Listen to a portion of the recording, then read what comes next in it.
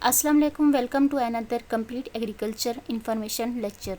आज का जो हमारा टॉपिक है वो है कॉटन की डिजीज़ पे, कॉटन लीफ कर्ल वायरस पे। जैसा कि इसके नाम से हमें पता लग रहा है कि ये जो डिज़ीज़ है वो कॉटन के प्लांट में अकर होती है। और इसमें आप देख सकते हैं, इसमें जो कपास के पौधों के जो हैं पत्ते हैं, मीन्स के लीफ, वो जो कर्ल होना स्टार्ट हो जाते हैं, वो मुड़ना शुरू हो जाते हैं। या तो वो ऊपर की तरफ मुड़ते हैं या नीचे की तरफ। ये हम मज़ीद फिर आगे देखते हैं। इसके नाम से ही पता लग रहा है कि ये एक वायरल डिजीज़ है जो कि किसी वायरस की वजह से काज होती है, जिसमें कॉटन के जो लीव हैं वो कर्ल होना स्टार्ट हो जाते हैं, जो मैं आपको बता चुकी हूँ। नेक्स्ट जो है हम देखते हैं कि ये किस वजह से काज होती है। ये जो डिज़ीज़ है वो काज होती है जीनस बिगोमो वायरसिस। जीनस बिगोमो वायरसिस है जो इसकी बहुत सारी आगे फिर स्पीशीज़ हैं। इसमें जीनस जो है इसलिए लिखा हुआ है कि जीनस जो है वो एक बहुत बड़ी क्लास है और इसमें जो है बाकी बहुत सारे स्पीशीज़ आ जाते हैं। सो इसमें देखें कि जीनस बिगोमो वायरसिस में जो वायरस होते हैं वो इस डिज़ीज़ को काज करते हैं। और देखें तो फिर इसकी जो फैमिली है वो ये बिलोंग करते हैं जेमनीविरेडी। ओके, अब देखते हैं कि डिज़ीज़ जो है फर्स्टली जो है वो डायग्नोज हुआ है और रिपोर्ट हुआ है पाकिस्तान में इन 1980 में। अब हम देखते हैं इसकी ट्रांसमिशन आया कैसे होती है, मींस कि एक प्लांट से दूसरे प्लांट में इसकी ट्रांसमिशन। आप ये पिक्चर में देख सकते हैं कि ये एक वाइट कलर की एक किस्म की एक मक्खी होती है जो कि एग जो कि अपने एग जो है वो ले करती है कॉटन के लीव्स पे, वो ट्रांसमिट भी करती है ये वायरस एक प्लांट से दूसरे प्लांट पे। इवन जो अपना साइकिल होती है वो लीफ पे ही कंप्लीट करती है, अपने एग भी ले करती है, जर्मिनेशन, और एक प्लांट से दूसरे प्लांट को इफ़ेक्ट करती है। ये डिपेंडेंट होती है कॉटन के प्लांट पे। अब ऐसे होता है कि भी अगर देखा जाए तो एक प्लांट जो है वो बिगोमो वायरसिस से जो है वो इन्फेक्टेड है। अगर वो वाइट फ्लाई जो है उस प्लांट पे बैठती है इन्फेक्टेड प्लांट पे, तो वो जो वायरस होता है वाइट फ्लाई पे अटैच हो जाता है, और जब वो किसी दूसरे प्लांट में मूव करती है तो ये वायरस दूसरे प्लांट को इफ़ेक्ट करता है। इस तरीके से जो वायरस है वह दूसरे प्लांट में है जो इंजेक्ट हो जाता है, और इस तरह पूरी जो एक वो है वो अपनी कॉलोनी बना लेते हैं। जो वाइट फ्लाई होती है एग ले भी करती है, और इस तरह पूरा का पूरा पौधा, इवन जो पूरी फील्ड है वो बिल्कुल ख़राब हो जाती है। और वाइट फ्लाई का जो साइंटिफिक नेम है वो बिमीसिया टोबैकी। और हमें कैसे पता लगता है कि भी आया इसमें वायरल इन्फेक्शन हो चुका है। जो इन्फेक्शन जो है वो अगर एक प्लांट में इंजेक्ट हो जाता है तो फिर वो 2 to 3 वीक्स के बाद वो जो है अपीयर होता है।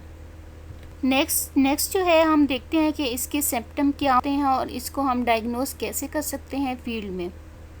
जी, इसमें हम देख सकते हैं कि हम कैसे डायग्नोस कर सकते हैं। अगर हम फील्ड में जाएं तो और देखें तो कॉटन लीफ जो कर्ल वायरस है वो जो है पाकिस्तान में बहुत ज़्यादा इम्पोर्टेंट है, क्योंकि इसका काफ़ी ज़्यादा हमला होता है हर मौसम में, हर सीज़न में। और इसकी जो सिम्पटम्स हैं वो है कॉटन का जो पत्ता है वो स्वेल होना स्टार्ट हो जाता है, मीन्स कि जो उसकी वेन्स हैं वो मोटी होना शुरू हो जाती हैं।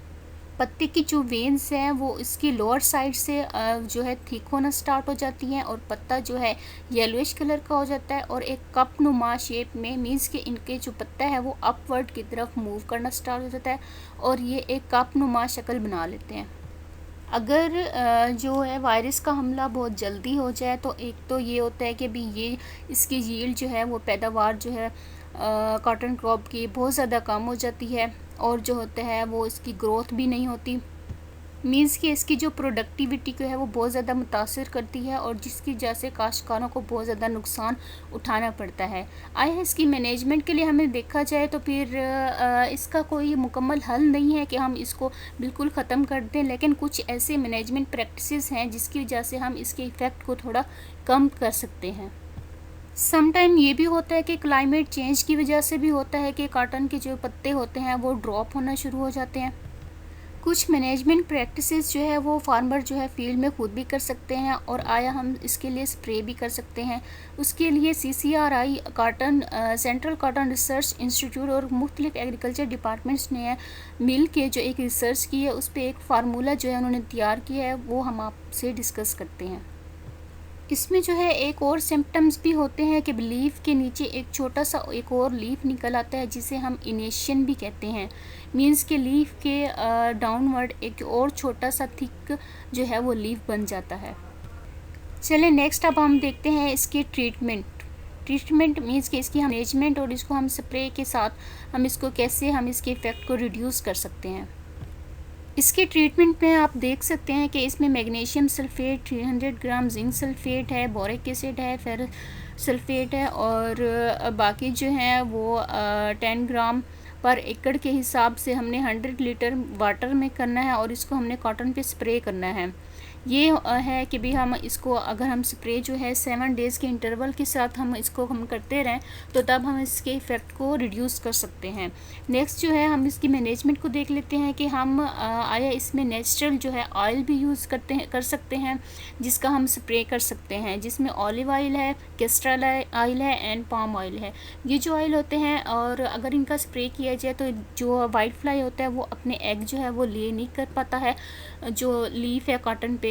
तो इस तरह इसकी जो अफजाइश नस्ल को है हम इसको हम कम कर सकते हैं। इसके अलावा स्प्रे है जो मैंने आपको पहले बता दिया है और है रेजिस्टेंट वेराइटीज़ मीन के हम बीटी कॉटन भी लगा सकते हैं और ऐसे भी नहीं करना है कि आपने पूरे एरिए पे 2 एकड़ है 3 एकड़ है तो उसमें हमने सारा का सारा बीटी कॉटन ही लगा देना है। कुछ पे आपने नॉन बीटी लगाना है और अगर 3 एकड़ का प्लॉट है तो उसमें 1 एकड़ आपने बीटी लगानी है और इसमें 2 एकड़ के प्लॉट में नॉन बीटी लगानी है। मीन्स कि उसमें रेजिस्टेंस जो है वो ना आए वाइट फ्लाई में। और दूसरा ये है कि भी जो प्लांट है कॉटन का उसके साथ आप ससेप्टिबल जो प्लांट है वो आप ना लगाएं। लाइक टोमेटो जो है मीन्स कि अगर हमने कॉटन पे जो है वो हमने उसका इफ़ेक्ट रिड्यूस कर ली है तो वाइट फ्लाई वहाँ से मूव ना कर जाए टोमेटो वाले प्लांट्स में और वहाँ पे जाके वो टोमेटो के इफ़ेक्ट करेगी। इस तरह से नेक्स्ट जो है वो क्रॉप रोटेशन हमें करनी चाहिए क्योंकि इसकी अफजाइशी नस्ल जो है वो उसको खुराक की ज़रूरत होती है। अगर हमने 1 साल में जो है कॉटन क्रॉप लगाई है तो हमने नेक्स्ट ईयर में वो कॉटन नहीं लगानी, उसकी जगह पे हमने कोई और क्रॉप लगानी है ताकि जो उसकी अफजाइशी नस्ल है उसको खुराक मुहैया ना हो सके। अगर हम 1 साल के गैप के बाद फिर हम कॉटन लगाते हैं तो हमारी क्रॉप बहुत अच्छी होगी। Okay, thank you so much. I hope so कि आपको मेरा आज का लेक्चर बहुत ज़्यादा इन्फॉर्मेटिव लगा होगा। नेक्स्ट इन्फॉर्मेशन के लिए आप मेरे वीडियोस को देखते रहिए। आप मेरे चैनल को लाइक करें, सब्सक्राइब करें और कमेंट सेक्शन में कमेंट करना मत भूलिएगा। अल्लाह हाफिज़।